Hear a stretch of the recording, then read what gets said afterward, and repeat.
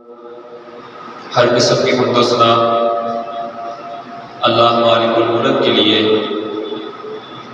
اللہ ہمارا رب ہے، ہم اس کے بندے ہیں۔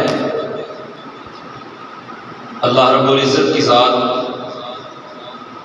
دنیا کائنات میں غالب ذات ہے، دنیا کی ہر چیز کا احاطہ کرنے والی ذات ہے۔ رب المشرقین و رب المغربین، مشرقوں کا بھی رب، مغربوں کا بھی رب وہ اللہ رب العزت کی ذات ہے۔ ان اللہ علی کل شیء قدیر، ہر چیز پر قادر اللہ کی ذات ہے۔ اس دنیا کے اندر جتنے بھی معاملات ہیں وہ اللہ کی مرضی اور منشا کے مطابق ہیں، اور اس دنیا کے اندر اگر کوئی ذات سجدے کے لائق ہے کہ جس کے سامنے انسان اپنی جبین جھکا سکتا ہے، وہ ایک اللہ رب العزت کی ذات ہے۔ یہ اسی کی شان کے لائق ہے کہ انسان اس کے سامنے عاجز ہو جائے، انسان اس کے سامنے جھک جائے۔ وہ اللہ رب العزت کی ذات بلند و بالا ہے۔ ہمیں اولاد کی ضرورت ہوتی ہے، اللہ رب العزت اپنے بندوں کو اولاد عطا کرتا ہے۔ ہمیں مال کی ضرورت ہوتی ہے، اللہ ان باتوں سے غنی ہے، وہ اپنے بندے کو عطا کرنے والا ہے۔ مختصر حمد و ثنا کے بعد نبی صلی اللہ علیہ وسلم کی ذات اقدس پر درود و سلام کہ آپ صلی اللہ علیہ وسلم کی انتھک محنتوں، کاشوں اور کوششوں کی وجہ سے یہ دین اسلام جیسی عظیم نعمت آج صحیح معنوں کے اندر ہمارے درمیان موجود ہے۔ اللہ کے نبی صلی اللہ علیہ وسلم نے جس دین پر ہم عمل پیرا ہیں، اس دین کو امت کے آخری فرد تک پہنچانے کے لیے آپ صلی اللہ علیہ وسلم نے دن کو بھی محنت کی ہے اور رات بھی مصلی پہ گزاری ہے۔ دن کو مکہ کی، طائف کی وادیوں کا سفر ہے، دور دراز سے آنے والے قافلوں کا پیچھا ہے، ان کو اس بات کی دعوت ہے قولوا لا الہ الا اللہ، اور پھر رات مصلی پر کھڑے ہو کر ان لوگوں کے لیے دعا ہے کہ جن کو اللہ کے نبی صلی اللہ علیہ وسلم نے دن میں اللہ کے دین کی دعوت دی ہوتی ہے۔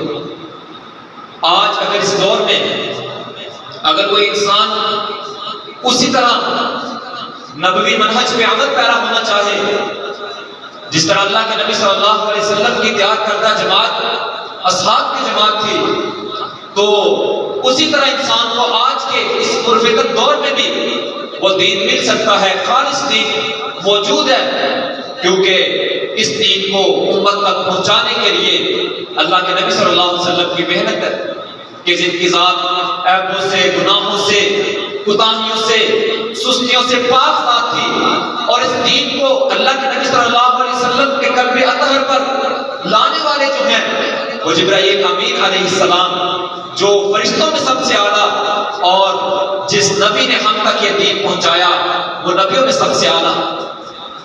تو محترم سامعین، اللہ رب العزت نے اپنے بندوں کو اس دنیا کے اندر اعمال کی خاطر زندگی بسر کرنے کے لیے بھیجا ہے کہ میرے بندے دنیا میں عمل کر کے میرے پاس آئے۔ سیدنا انس رضی اللہ تعالیٰ عنہ ایک دفعہ اللہ کے نبی صلی اللہ علیہ وسلم کے پاس آئے، آگے کہنے لگے، بلکہ پوچھنے لگے اللہ کے نبی صلی اللہ علیہ وسلم یہ بتائیے کہ قیامت کب آئے گی؟ آپ صلی اللہ علیہ وسلم کہنے لگے کہ انس آپ یہ بتائیں کہ آپ کی قیامت کے متعلق تیاری کتنی ہے، یعنی اپنے صحابی کو عمل کی سوچ دی، جد و جہد میں کھڑا کیا، اس کے ذہن میں سے یہ بات نکالی کہ دنیا کی زندگی آسائشوں کے اندر بسر کرنے والی زندگی نہیں ہے، بلکہ آرام تو جنتوں میں ہوگا۔ یہ دنیا تو اللہ کی رضا کے لیے، باغ دوڑ کے لیے زندگی ہے۔ تو اعمال کرنے کا نام ہے زندگی۔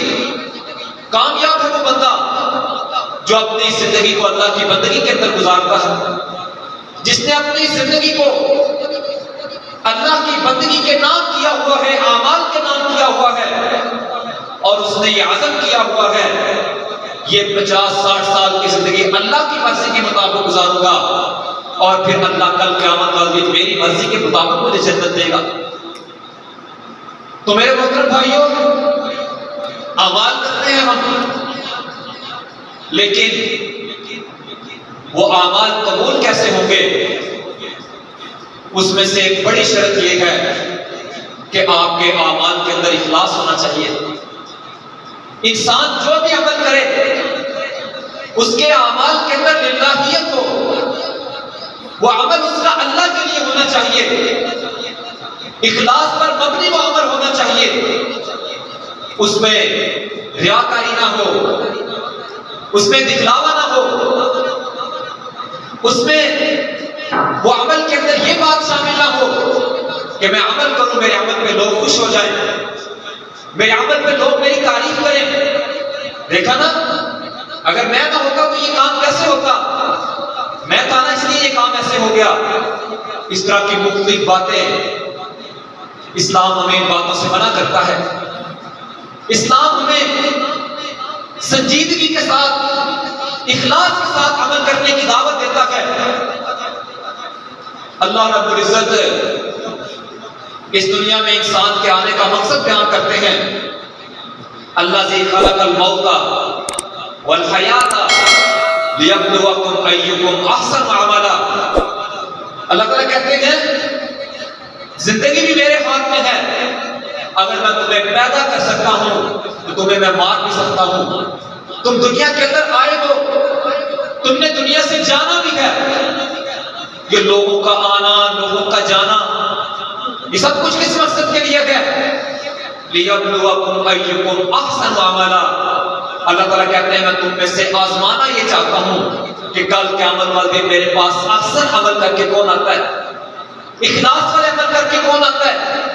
یہ نہیں کہا کہ لیبلوکم عملا کہ تم میں سے عمل کر کے کون آئے، بلکہ یہ کہا کہ کوالٹی والے عمل کر کے کون آتا ہے، احسن عملا، بہتری والے عمل کر کے کون آتا ہے، پہلی صفوں کے عمل کر کے کون آتا ہے، چھپ چھپ کے اللہ کو منانے والا وہ کون میرے پاس آتا ہے۔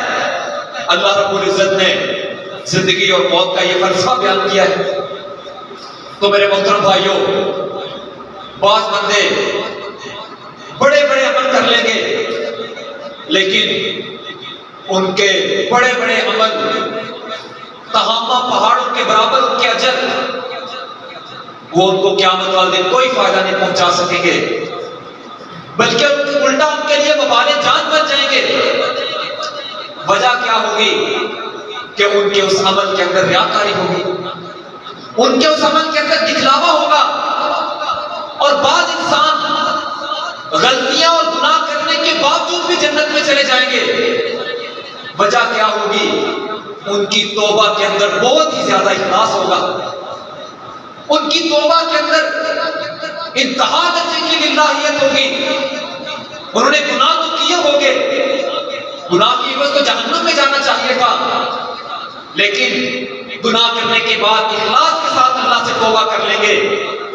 اخلاص کی اسلام کے اندر اتنی قدر و قیمت ہے، اللہ کے لیے عمل کرنا اس کی اسلام کے اندر اتنی قدر و قیمت ہے کہ آپ دنیا کے اندر بڑے بڑے عمل کر کے چلے جائیں، لیکن اگر ان اعمال کے اندر اخلاص نہ ہوا، ان اعمال کے اندر اللہ کے لیے کرنا نہ ہوا، ان اعمال کے اندر اگر ریاکاری اور دکھلاوا ہوا تو وہ اعمال کچھ کام نہیں آئیں گے، بلکہ انسان کے گلے کے اندر پڑ جائیں گے۔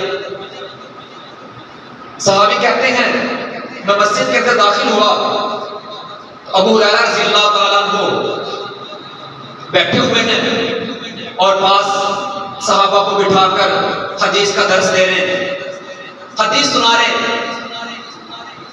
کتنا خوبصورت منظر ہوگا کہ اللہ کے نبی صلی اللہ علیہ وسلم سے حدیث سننے والا ابو ہریرہ اپنی زبان سے آگے حدیث بیان کر رہا ہوگا۔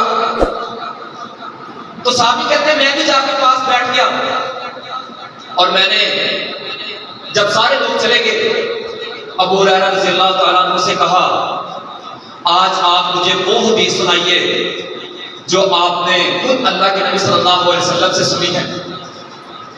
ابو ہریرہ رضی اللہ تعالیٰ عنہ کہنے لگے میں آپ کو وہ حدیث سناتا ہوں جو میں نے اللہ کے نبی صلی اللہ علیہ وسلم سے خود سنی، اور جب میں نے یہ حدیث سنی اس وقت میرے اور اللہ کے نبی صلی اللہ علیہ وسلم کے علاوہ وہاں پر کوئی موجود نہیں تھا۔ یہ کہنے کی دیر تھی، ابو ہریرہ رضی اللہ تعالیٰ عنہ جنہوں نے ابھی حدیث سنانا تھی زوردار چیخ مارتے ہیں، بے ہوش ہو کر گر پڑتے ہیں، ہوش آتا ہے، دوبارہ یہی بات کہتے ہیں میں آپ کو وہ حدیث سناتا ہوں جو میں نے اللہ کے نبی صلی اللہ علیہ وسلم سے خود سنی، پھر زوردار چیخ مارتے ہیں، بے ہوش ہو کر گر جاتے ہیں، پھر ہوش آتا ہے، پھر بے ہوش ہوتے ہیں، چوتھی مرتبہ جب ہوش آتا ہے حدیث سنانی شروع کرتے ہیں۔ پہلے بھی حدیث بیان کر رہے تھے، پہلے بھی ہوش ہو کر کیوں نہیں گرے؟ اب کی بار ان کو کیا مسئلہ بنا؟ کون سے اتنے وزنی الفاظ تھے، کون سے اتنے وزنی کلمات تھے جو ابو ہریرہ رضی اللہ تعالیٰ عنہ کی زبان سے ادا نہیں کر پا رہے تھے اور وہ بار بار بے ہوش ہو کر گر رہے تھے؟ ان پر کبھی کبھی تاری تھی، حدیث بیان کرنا شروع کرتے ہیں، فرماتے ہیں اللہ کے نبی صلی اللہ علیہ وسلم نے فرمایا اللہ تعالیٰ کل قیامت والے دن 3 طرح کے لوگوں سے جہنم کی آگ کو بھڑکائیں گے، جہنم کا عذاب شروع کریں گے۔ وہ 3 لوگ وہ نہیں ہوں گے جنہوں نے اپنی زندگی اللہ کی نافرمانی میں گزاری ہو، جن کی زندگی گناہوں میں گزری ہو۔ وہ 3 لوگ وہ نہیں ہوں گے جو بے نماز، جو چغلخور، جو غیبت کرنے والے، جو فریب کرنے والے، جو جھوٹ اور بہتان باندھنے والے۔ حالانکہ یہ بہت بڑے بڑے گناہ ہیں، لیکن وہ 3 لوگ یہ نہیں ہوں گے، بلکہ وہ 3 لوگ وہ ہوں گے جو دنیا کے اندر چوٹی کے اعمال کر کے گئے ہوں گے، اعمال کی انتہا کو پہنچے ہوں گے، بڑے بڑے عمل کرنے کے باوجود بھی اللہ ان 3 بندوں سے جہنم کی آگ کو بڑھائیں گے اور ان سے جہنم کا عذاب شروع کیا جائے گا۔ ان میں سے پہلا آدمی کون سا ہوگا؟ حافظ قرآن، بلایا جائے گا، ہاں بھی تجھے قرآن کی دولت دی تھی، کیا کر کے آئے ہو؟ یا اللہ پڑھا پڑھایا، لوگوں کو سکھلایا، اس کی تعلیم دی۔ اللہ تعالیٰ کہیں کہ کذب کا تو جھوٹ بولتا ہے، تیرا مقصد یہ تھا لوگ تیری تعریف کریں، لوگ تیری آواز میں وعدہ کہہ دیں، لوگ جو ہے وہ تیرے اوپر بات کریں، تیری تعریف ہو، تیری خوشامد کی جائے۔ تیرا قرآن پڑھنے اور پڑھانے کا مقصد یہ تھا، تو وہ تیرا مقصد دنیا کے اندر پورا ہو گیا، لوگوں نے تیری تعریف دنیا کے اندر کر دی، اب آخرت کے اندر تیرا کوئی حصہ نہیں ہے۔ حالانکہ آپ قرآن کی اگر ڈگری کو دیکھیں، فرمایا خیرکم من تعلم القرآن وعلمہ، تم میں سے بہترین وہ ہے جو قرآن کو سیکھتا اور سکھاتا ہے۔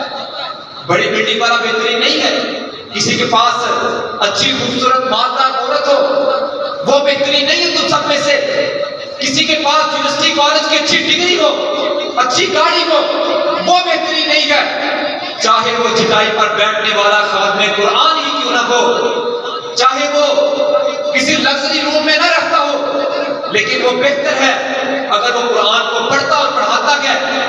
بہت بڑے اعزاز کی بات ہے کہ بے شک چٹیت میدان پر بیٹھ کے ہی قرآن کو پڑھا اور کیوں نہ پڑھایا جائے، پڑھنے پڑھانے والوں کی زندگیاں انہی صفوں پر گزرتی ہیں، تو بہت بڑے اعزاز کی بات ہے۔ لیکن یہ اعزاز بھی کل قیامت والے دن وبال جان ہوگا اگر اس پڑھنے پڑھانے کے اندر ریاکاری شامل ہوگی، اگر اس کے اندر دکھلاوا آ گیا، اگر اس کام سے للہیت نکل گئی، تو میرے محترم بھائیوں پھر معاملہ بڑا خطرناک ہے۔ دوسرے آدمی کے متعلق ابو ہریرہ رضی اللہ تعالیٰ عنہ بیان کرتے ہیں، فرمانے لگے دوسرا آدمی لایا جائے گا، وہ کون ہوگا؟ مالدار، اللہ کے راستے میں خرچ کرنے والا۔ اللہ تعالیٰ سے پوچھیں گے ہاں بھائی تجھے مال دیا تھا، کیا کر کے آئے ہو؟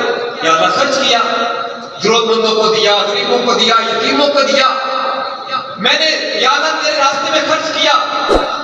اللہ تعالیٰ کہیں گے کذب کا تو جھوٹ بولتا ہے، تیرا خرچ کرنے کا مقصد یہ تھا لوگ تیری تعریف کریں، بہت بڑا تاجر ہے، بڑا سخی آدمی ہے، بڑا غریبوں میں خرچ کرتا ہے. تیرے دل کے اندر یہ بات تھی کہ لوگ تیری تعریف کریں، لہذا دنیا کے اندر تیری تعریف کر دی گئی، اب آخرت کے اندر تیرا کوئی حصہ نہیں ہے. اللہ کے راستے میں خرچ کرنا اپنے دل پہ ہاتھ رکھنا پڑتا ہے، اگرچہ مشکل کام ہے، اجر بھی بہت زیادہ ہے.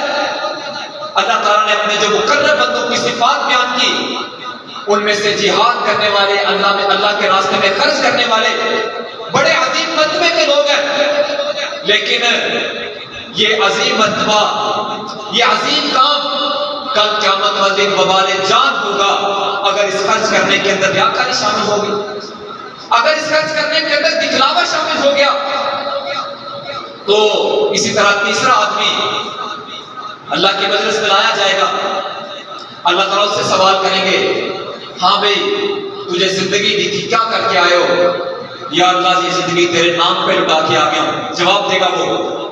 اب دیکھیں اس دنیا کے اندر بندے کو سب سے زیادہ جو بڑھ کر عزیز جو چیز ہے وہ کیا چیز ہے؟ بندے کی اپنی جان، اپنی پرسنالٹی. اسی کی گرومنگ کے لیے، اسی کی بڑھوتی کے لیے، اسی کو بنانے سنوارنے کے لیے زندگی گزارتے ہیں نا، سب کچھ کرتے ہیں. دن میں بھی محنت ہے، رات کو بھی محنت ہے، گرم سرد موسم میں بھی محنت ہے. میری پرسنالٹی ڈیولپ ہو جائے. جو بندہ اپنی زندگی کو اللہ کے راستے میں لٹا دے، کتنی بڑی اس بندے نے قربانی دی کہ جو اس کے پاس دنیا کی سب سے بڑی نعمت تھی اللہ کی طرف سے زندگی، وہ بھی اس نے اللہ کے راستے میں لٹا دی. اللہ تعالیٰ پوچھیں گے تجھے زندگی دی تھی، کیا کر کے آئے ہو؟ کہے گا یا اللہ وہ تو میں نے قربان کر دی. اللہ تعالیٰ کہیں گے کذبت، تو جھوٹ بولتا ہے، تیرا مقصد یہ تھا لوگ تجھے بہادر کہیں، لوگ تیری تعریف کریں، لوگ تجھے مجاہد اور غازی کہیں. دنیا کے اندر تیری تعریف کر دی گئی، دنیا کے اندر تجھے مجاہد، غازی، بہادر کہہ دیا گیا. اب آخرت کے اندر تیرا کوئی حصہ نہیں ہے. تو نے جو دنیا کے اندر چاہا وہ تجھے مل گیا، اب آخرت کے اندر تیرا کوئی حصہ نہیں ہے. ان تینوں لوگوں نے بہت بڑے بڑے عمل کیے. قرآن کو سیکھنا اور سکھانا، اللہ کے راستے میں خرچ کرنا، مال کی محبت کو قربان کرنا، اور پھر اللہ کے راستے میں اپنی جان تک قربان کر دینا. بہت بڑے بڑے اعمال کیے، لیکن وہ عمل قبول نہیں ہو پائے. وجہ کیا تھی؟ ان اعمال کے اندر ریاکاری تھی، ان اعمال کے اندر دکھلاوا تھا. وہ عمل لوگوں کے لیے کیے گئے. اعمال کی قبولیت میں جو بہت بڑی شرط ہے وہ یہ بھی ہے کہ آپ کا عمل اللہ کے لیے خالص ہونا چاہیے. اپنے دل کو بار بار چیک کیا کریں، کہیں عمل کرتے کرتے دل میں ریاکاری تو نہیں آ گئی، دکھلاوا تو نہیں آ گیا. کہیں عمل کرتے کرتے میرے دل میں یہ سوچ تو نہیں بننے لگ گئی کہ میرے اس عمل پہ مجھے دیکھنے والے لوگ تعریف کریں، جہاں سے میں گزرتا ہوں وہ بھی تعریف کریں، جو مجھے دیکھتے ہیں وہ بھی تعریف کریں. میرے محترم بھائیوں، یہ بہت ہی زیادہ سوچنے کی بات ہے. اللہ کے نبی صلی اللہ علیہ وسلم نے صحابہ سے کہا، میں تم میں سے جس چیز کے بارے میں سب سے زیادہ ڈرتا ہوں وہ ہے شرک اصغر. صحابہ نے پوچھا اللہ کے نبی صلی اللہ علیہ وسلم شرک اصغر کیا چیز ہے؟ یعنی اللہ کے ساتھ کسی کو شریک ٹھہرانا، یہ اصغر طریقے سے کیا چیز ہے؟ اللہ کے نبی صلی اللہ علیہ وسلم نے کہا ریاکاری، لوگوں کے لیے عمل کرنا، دکھلاوے کے لیے عمل کرنا، اپنے عمل سے اخلاص کو نکال دینا. اپنے عمل سے جو آپ نماز پڑھتے ہیں، روزے آپ نے رکھے ہیں، نفلی عبادات کرتے ہیں، میل جول ہے لوگوں کے ساتھ، یہ سارے کاموں کے اندر اللہ کے نبی صلی اللہ علیہ وسلم نے کہا میں تم میں سے سب سے زیادہ جس بات سے ڈرتا ہوں وہ یہ بات ہے کہ تم میں کہیں دکھلاوا نہ آ جائے، کہیں ریاکاری نہ آ جائے، کہیں تم لوگوں کے لیے عمل کرنا نہ شروع کر دو. میرے محترم بھائیوں، آؤ ہم ذرا اپنے دلوں کو چیک کریں، اپنے دلوں کی دنیا میں جائیں اور اس بات کا جائزہ لیں، اپنا محاسبہ کریں، اپنے اوپر چیک لگائیں کہ میری زندگی کے اندر جو ٹوٹے پھوٹے اعمال ہیں کہیں ان اعمال کے اندر ریاکاری تو نہیں، کہیں ان اعمال کے اندر دکھلاوا تو نہیں ہے؟ اگر ایسا معاملہ ہے تو پھر ہمیں اللہ سے توفیق طلب کرنی چاہیے، یا اللہ مجھے میرے اعمال کے اندر اخلاص پیدا کر دے، میرے لیے میرے اعمال کے اندر یا اللہ للہیت پیدا کر دے، یا اللہ میں جو بھی عمل کروں وہ تیری ذات کے لیے ہو، وہ تیری رضا کے لیے ہو، تیری منشا کے لیے ہو۔ اچھا ایک بات ہے، اگر ہمارے دل میں یہ بات ہو کہ میرے عمل پہ لوگ تعریف کریں، لوگ خوش ہو جائیں، کیا ہمیں اللہ سے بڑھ کر لوگ دے سکتے ہیں؟ جو عمل کا بدلہ اللہ کی ذات لوٹا سکتی ہے، کیا لوگ وہ بدلہ لوٹا سکتے ہیں؟ لوگ کبھی وہ بدلہ نہیں دے سکتے۔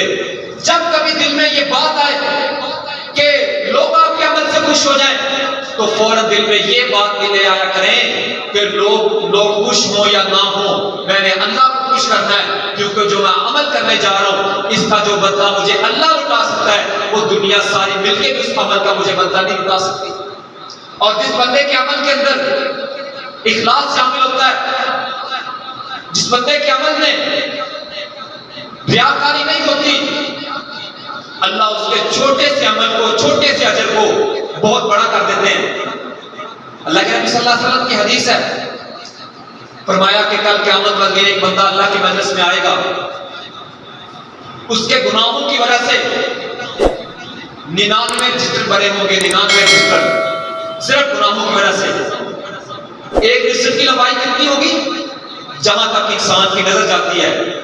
آپ نے دنیا میں کوئی ایسی کاپی پینسل کوئی کتاب نہیں دیکھی ہوگی کہ آپ کی جہاں تک نظر جائے، آپ کو نوٹ بک نظر آئے کہ جس پہ لکھا جاتا ہے ایک رجسٹر کی لمبائی اتنی ہوگی جہاں تک انسان کی نظر جاتی ہے۔ اور یہ جو بندہ اللہ کی مجلس میں آیا ہے اس کے کتنے رجسٹر ہوں گے؟ 99 رجسٹر گناہوں کے ہوں گے۔ آئے گا اللہ کی مجلس میں، ترازو لگا ہوا ہوگا، ترازو کے ایک پلڑے میں یہ گناہوں کے 99 رجسٹر رکھ دیے جائیں گے، اور ترازو کے دوسرے پلڑے میں ایک پرچی رکھی جائے گی، جس پرچی پہ کیا لکھا ہوگا؟ اشہد ان لا الہ الا اللہ و اشہد ان محمد رسول اللہ۔ یہ پرچی جس میں یہ چند کلمات لکھے ہوں گے، یہ 99 رجسٹروں پر باری آ جائے گی، اس پرچی والا پلڑا نیچے جھک جائے گا اور 99 گناہوں کے رجسٹروں والا پلڑا اوپر اٹھ جائے گا۔ حالانکہ ہونا تو یہ چاہیے کہ گناہوں کا وزن زیادہ ہے، نیکی کا وزن تھوڑا ہے، چھوٹی سی نیکی ہے، اشہد ان لا الہ الا اللہ و اشہد ان محمد رسول اللہ، لیکن اس نیکی نے جو ہے وہ رجسٹروں کو اوپر اٹھا دیا، اس کا وزن زیادہ ہو گیا، اس کو جنت میں بیچ دیا جائے گا۔ گناہ کیے گئے لیکن جنت میں چلا گیا۔ شیخ اسلام امام ابن تیمیہ رحمہ اللہ اس حدیث پہ تطبیق چڑھاتے ہوئے بیان کرتے ہیں، کہتے ہیں کہ کلمہ پڑھنے والے لوگ تو اور بھی بہت ہوں گے، وہ کلمہ پڑھنے کے باوجود بھی جہنم کے اندر جائیں گے، لیکن یہ بندہ کہ جس کے 99 گناہوں کے رجسٹر بھی گئے، اس کے باوجود جنت میں چلا گیا، وجہ کیا ہے؟ کہتے ہیں اس کے کلمہ پڑھنے کے اندر بہت ہی زیادہ اخلاص تھا۔ اس نے جب کلمہ پڑھا ہوگا اس میں اتنا اخلاص تھا کہ اللہ کو اس کے گناہوں کے بدلے میں اس کا